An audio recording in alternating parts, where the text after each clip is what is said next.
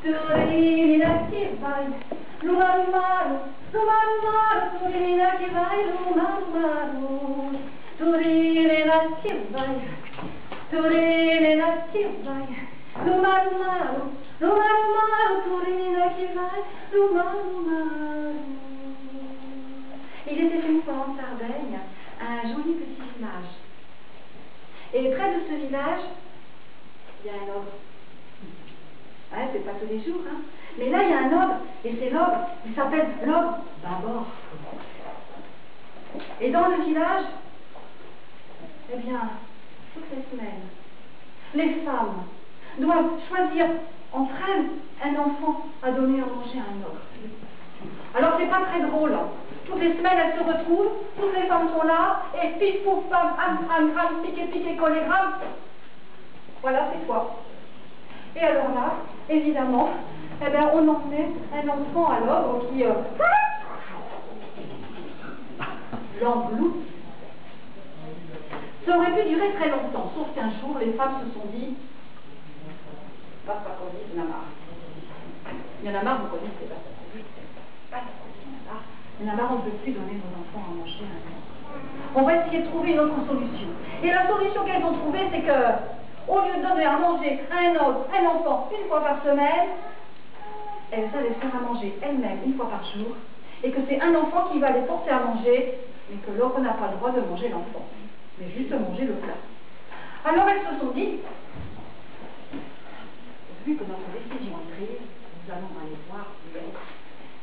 Elles étaient au moins une centaine de femmes, une centaine, fortes, courageuses, et elles sont allées voir l'ogre.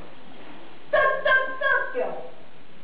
Oh, oh, oh, oh, oh, ça y est, il y a déjà un enfant. Et là, il s'est trouvé devant une centaine de femmes qui lui ont dit non, ça suffit l'ogre. Nous, on veut plus donner nos enfants, on en a marre. Nous, ce qu'on veut, c'est de donner à manger tous les jours un plat. L'ogre a hésité. Des enfants, il avait l'habitude d'en manger quand même. Alors il dit un plat de quoi? Un plat d'enfants. Les jours, ça vaut le coup. Et les femmes ont dit non, non, non, un plat qu'on va cuisiner, un plat de pâtes, un plat de pâtes, un plat de pâtes et un plat de pâtes. Alors l'ogre a dit bon, puisque c'est comme ça, on va essayer. Et c'est ainsi que depuis ce jour, tous les jours, il y a un bon plat de pâtes. Ça, c'était le début de l'histoire. Maintenant, l'histoire commence au moment où Pietrino, lui, c'est son tour, va aller donner un plat de pâtes, de gnocchi à la sauce tomate, exactement à l'ogre d'abord. Sa maman, qui est très pauvre, lui a préparé un immense plat. Pietrino, lui, il a toujours faim. C'est simple, du soir au matin, il a toujours un creux à l'estomac. Et quand il a vu cet énorme plat de gnocchi et la sauce tomate, non, Pietrino, non.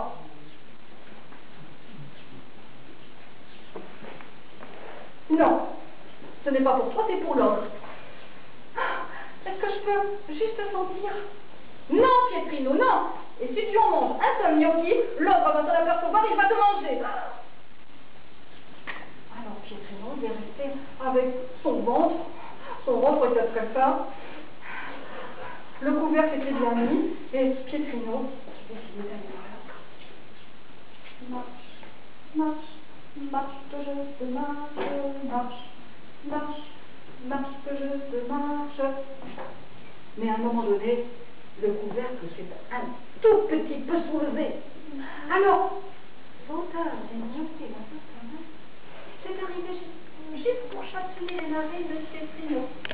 Alors Pietrino dit, oh voyons, c'est un petit gnocchi juste pour moi, juste un seul, un seul, un seul. Alors il a pris deux petits doigts à travers le couvercle. C'était pour le gnocchi et la sauce tomate. Maman n'en fait jamais pour moi, c'est toujours pour l'ogre. Ah, j'en prends le ciel. Oh oui, oui, non mais j'ai pas le droit de faire. Non, non, non, non. Et au moment où il a relevé la tête, il n'y avait plus rien dans ça. Oh mon Dieu! Oh, j'ai plus rien!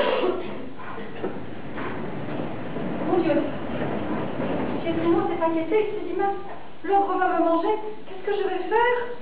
Il était prêt à faire demi-tour, lorsque tout à coup, là-bas, dans les champs, sur sur la colline, il a vu des chèvres. Et des chèvres qui étaient en train de manger de l'herbe.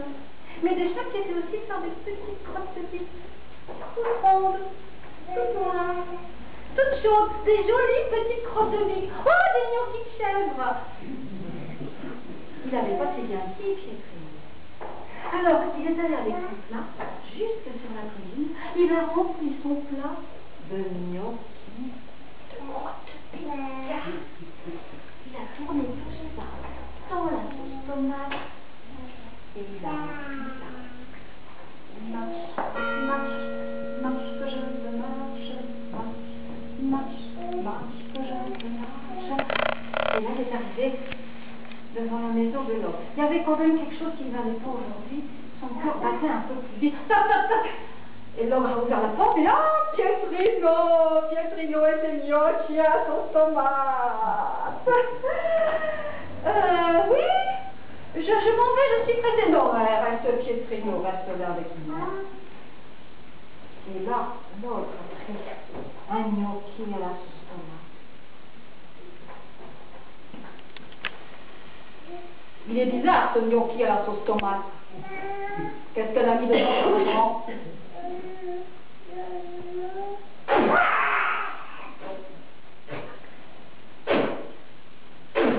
Mais qu'est-ce que c'est que ça? C'est du caca de pique!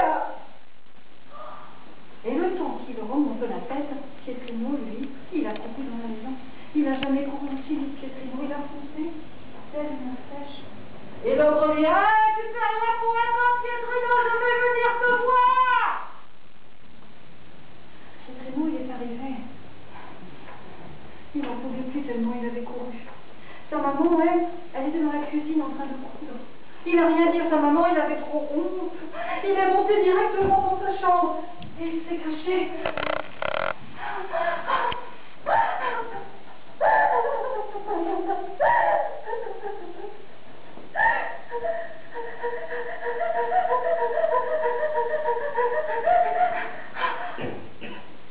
Mais l'autre, il est monté la première marche. Il a dit, Pietrino, je suis là et je viens te manger. Cache-toi sous le lit. Alors Pietrino, vite, il s'est caché sous le lit. Pietrino, je suis à la deuxième marche. Vite, Pietrino, cache-toi derrière la commode. Et Pietrino s'est caché derrière la commode. À la troisième marche, l'ogre a dit, Pietrino, je suis à la troisième marche. Cache-toi derrière la porte. Et Pietrino s'est caché derrière la porte. Et à la quatrième marche, l'ogre a dit, Pietrino, je suis à la quatrième marche, cache-toi derrière les rideaux. Et Pietrino s'est caché derrière le rideau. Alors l'ogre est monté dans la chambre. Il a soulevé le rideau. Et il a mangé Pietrino. Il l'a mangé comme il avait l'habitude de le faire. Un vrai ogre qui avale et qui met pris dans son ventre.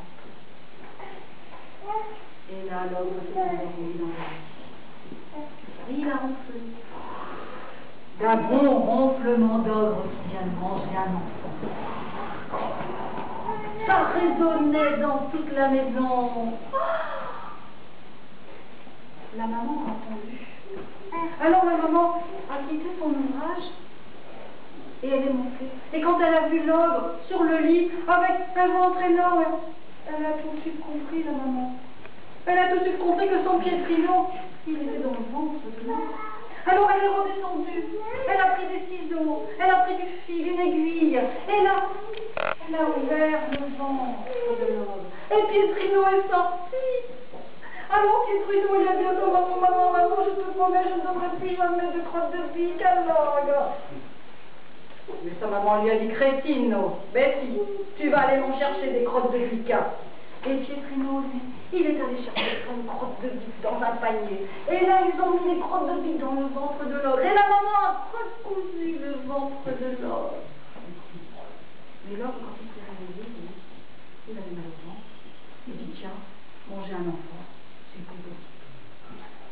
Il est arrivé tout en haut de l'escalier et là, il a eu comme un tournou. Ça a tourné, si bien que le pauvre, il est tombé de l'escalier. Clac! Boum! Par terre. Il était mort. Mort. Complètement mort. Alors, le lendemain, on a fait une grande fête dans le village de Sardaigne. On a fêté la mort de l'ogre, et on a fêté Pietrino, et on a fait des gnocchis à la sauce tomate pour tout le village. Et on a dansé partout. Torine che vai, Torine che vai,